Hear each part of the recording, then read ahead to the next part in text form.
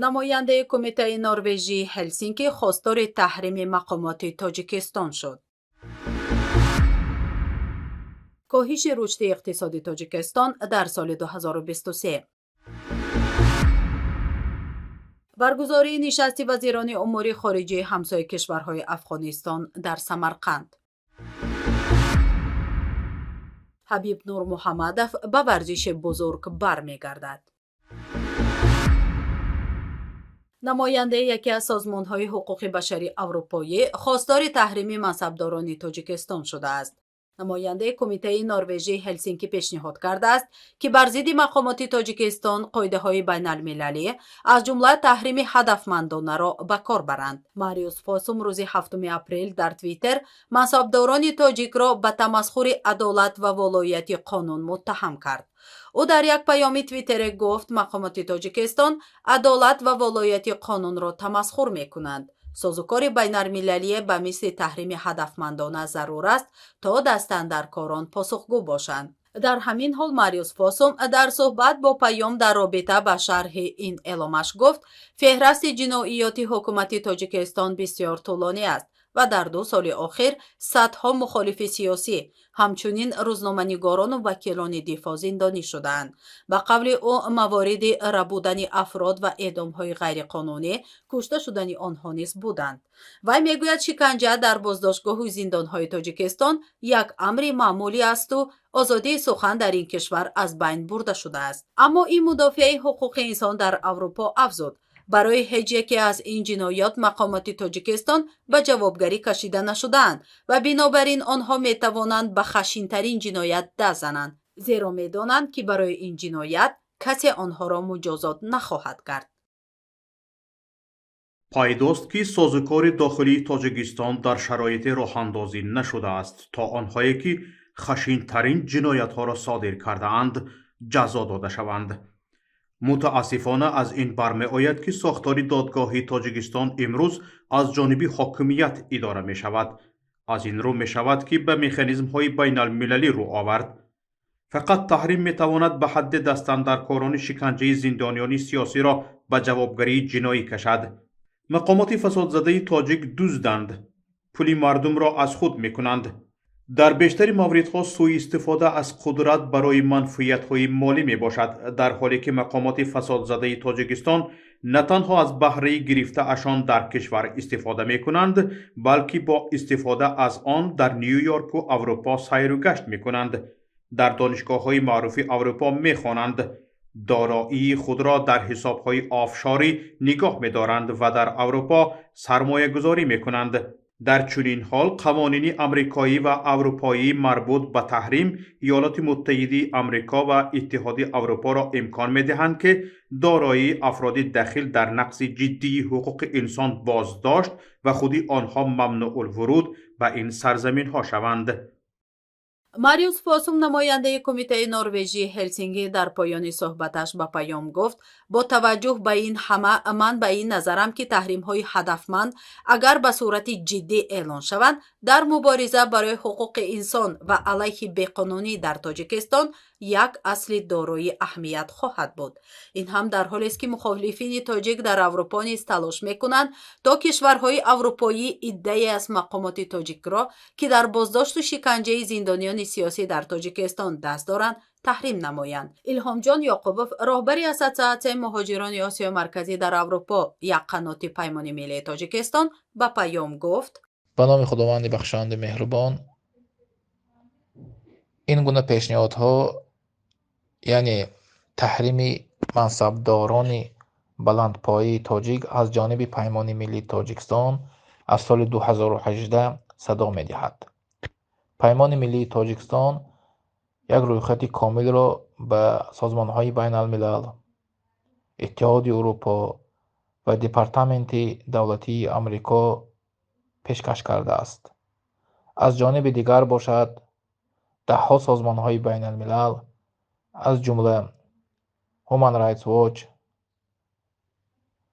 Freedom Now، Freedom House، Amnesty International، کمیته هلسینکی و چند سازمان‌های دیگر رویخط خود و پیشنهادی таҳрими мансабдороне ки даст дар шиканҷа ва нақси ҳуқуқ дар Тоҷикистон дорад, пешкаш ба Иттиҳоди Урупо ва Департаменти давлатии Амрико кардааст. бубинед, аз соли 2018 то имрӯз даҳҳо созмонҳо ин пешниҳодро дастгирӣ доранд ва рӯз аз рӯз афзоиш ёфта истодааст. ва ин талошҳои мо ва талошҳои созмонҳои байналмилалии ҳуқуқи инсон буд, ки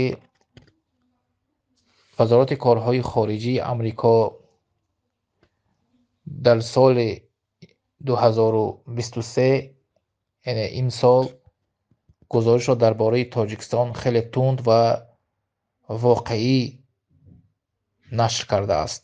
яъне дар он ҷо Тоҷикистонро як кишвари худкома, як кишвари саркӯбгар ва режими Раҳмоновро ба нақси ҳуқуқи инсон, аз ҷумла кушторҳои бераҳмона, шиканҷаҳои бераҳмона,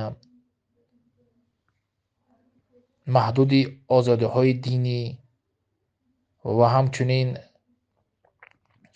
аз ҳабсҳои сиёсӣ гуфта шудааст, ки воқеан як гузориши воқеӣ ва сервақтӣ буд. ва ин талошҳои мо буд, чӣ хеле гуфтам, талошҳои мо ва талошҳои созмонҳои байналмилал буд, ки имрӯз Иттиҳоди Урупо ва вазорати корҳои хориҷии Амрико чунин як гузориши воқеиро ба ҷомеаи ҷаҳонӣ ва ҷомеаи байналмилалӣ пешкаш мекунад. албатта мо Паймони Миллии Тоҷикистон ва созмонҳои байналмилал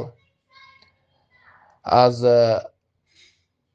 ин амали худ даст нахоҳем кашид ва ин рӯйхатро ҳамеша комил дар даст дорем ва пешниҳод ба Амрико, Иттиҳоди Урупо ва чанд кишварҳои дигар карда истодаем, ки то мансабдорони баландпояи тоҷик ба рӯйхати акт Магнитский ворид шаванд ва таҳрим зидди онҳо иҷро шавад.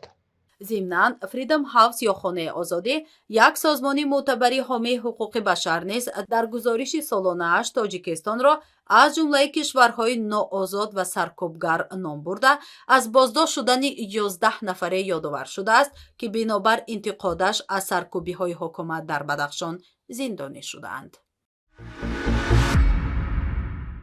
бонки ҷаҳонӣ пешбинӣ кардааст, ки рушди иқтисоди Тоҷикистон дар соли ҷорӣ аз 8% соли гузашта ба 5% коҳиш хоҳад ёфт. ба иттилои хабаргузории Азия Плюс, коҳиши интиқоли пул ба Тоҷикистон дар соли ҷорӣ аз далоили аслии заиф шудани рушди иқтисодии кишвар гуфта мешавад, ки ин амр сабаби коҳиши масрафи хусусӣ низ мегардад.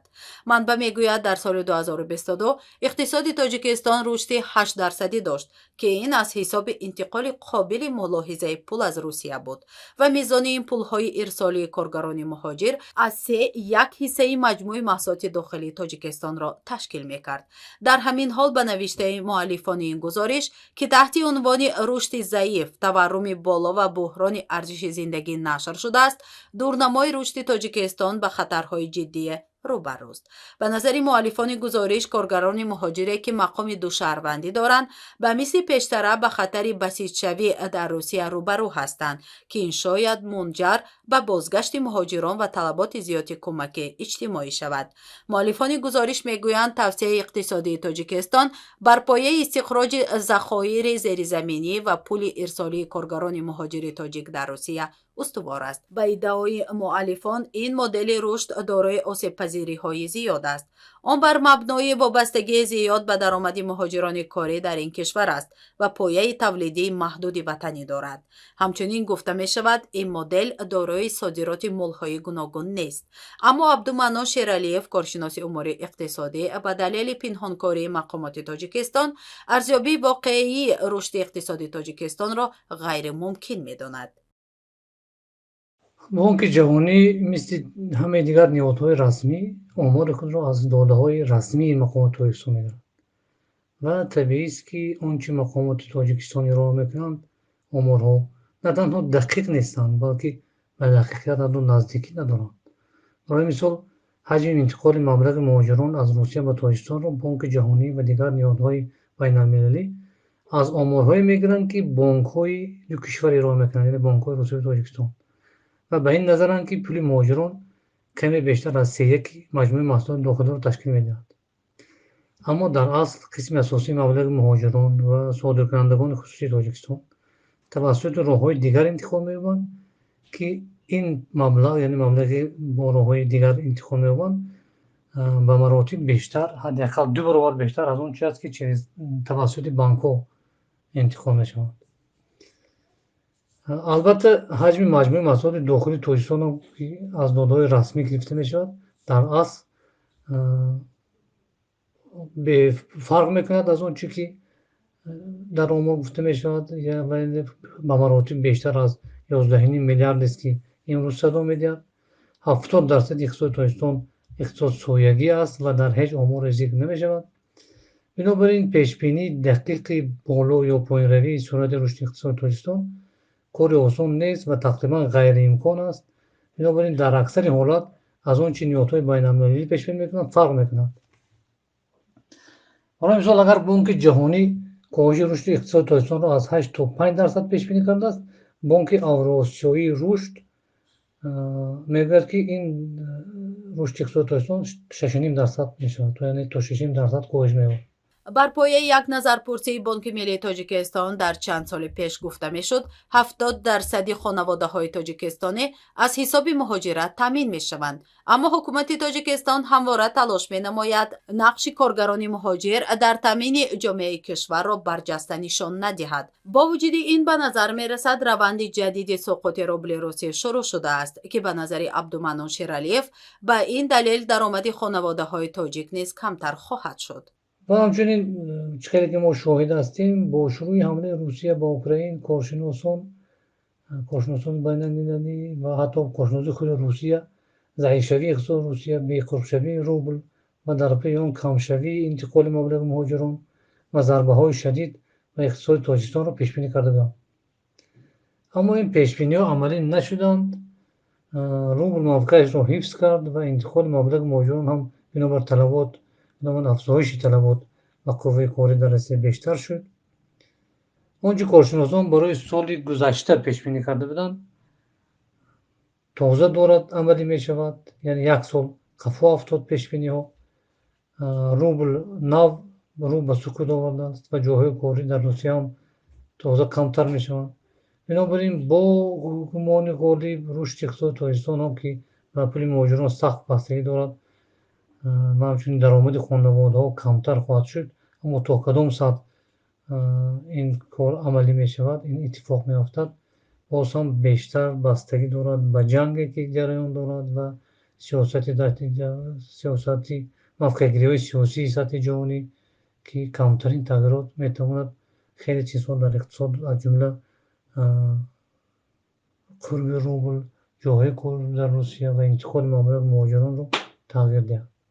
به نظر کارشناسان به دلیل ادامه جنگ روسیه در اوکراین و تحریم‌های کشورهای غربی علیه کرمل، قرب روبل کاهش یافته است که تعداد زیادی از مهاجران کاری پی دریافت راه‌های رسیدن به کشورهای دیگر به خصوص کشورهای اروپایی هستند. اما راهیابی به این بازار به دلیل ندانستن زبان‌های خارجی و همچنین خرج بیشتر برای مهاجران کاری تاجیک مشکل تر است. وزیر امور خارجه تاجیکستان در 3 دیدار در شهر سمرقند ازبکستان شرکت و سخنرانی خواهد کرد که 2 تا از آنها به موضوع وضع افغانستان بخشیده شده است. به اطلاع خبرگزاری آزیا پلاس 13 اپریل در افغانستان نشست وزرای خارجه کشورهای همسایه افغانستان برگزار می شود.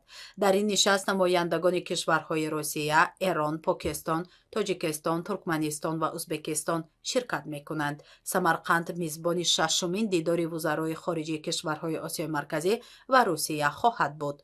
اولین دیدار وزرای خارجه کشورهای همسایه افغانستان در 21 اکتبر سال 2021 در مسکو و دومی آن در تهران در 27 اکتبر سال 2021 برگزار شده بود. бояд гуфт кишварҳои осиёи марказӣ ва русия расман эълон накардаанд ки ҳукумати толибон дар афғонистонро ба расмият мешиносанд, аммо дар баробари эълони он ки аз хоки ин кишвар таҳдидҳое барои осиёи марказӣ вуҷуд дорад, ин кишварҳо майл ба ҳамкорӣ бо толибон кардаанд. ба унвони мисол раис ҷумҳури қирғизистон дар моҳи сентябри соли 2021 барои ҳарчи зудтар ба эътидол овардани вазъ дар афғонистон ба зарурати гуфтугӯ бо намояндагони ҳукумати нав дар ин кишвар таъкид карда буд. дар моҳи декабри ҳамон сол бошад, ширкати брешнои афғонистон иттилоъ дод ки қарордоди интиқоли барқ аз тоҷикистон ба афғонистонро барои соли 2022 тамдид кардааст. ҳамчунин русия дар моҳи феврали соли гузашта эълон кард ки аввалин дипломати толибонро сабти ном кардааст. ба иттилои расонаҳо дар моҳи феврали ҳамин сол миёни Тошканду Кобул созишномаи истифодаи муштарак аз роҳи оҳани ҳайратон Мазори Шариф ба имзо расид. мақомоти ин кишварҳо мегӯянд кулли ин ҳамкориҳо ба хотири мӯътадил кардани вазъ дар афғонистон ба роҳ монда шудааст. ба ҷуз аз тоҷикистон, соири кишварҳое дар минтақа ки бо толибон ҳамкорӣ доранд, таҳаввул дар ин ҳамкориҳоро расонаӣ мекунанд, аммо душанбеи расмӣ дар робита ба ин масоил расман чизе нагуфтааст, балки ҳамвора ба вуҷуди таҳдид аз хоки афғонистон ба ин кишвар ишора мекунад. қаҳрамони собиқи UFC Ҳабиб Нурмуҳаммадов аз бозгашти худ ба варзиши бузург хабар дод. ин размикори машҳур бо нашри як видеои тамринаш дар рӯи роҳрави давандагӣ дар шабакаҳои иҷтимоӣ эълон кард барои бозгашташ ба варзиш дар моҳи июл бояд омода шавад. аммо зимнан ӯ гуфтааст ки ин бозгашти ӯ ба ҳунарҳои размӣ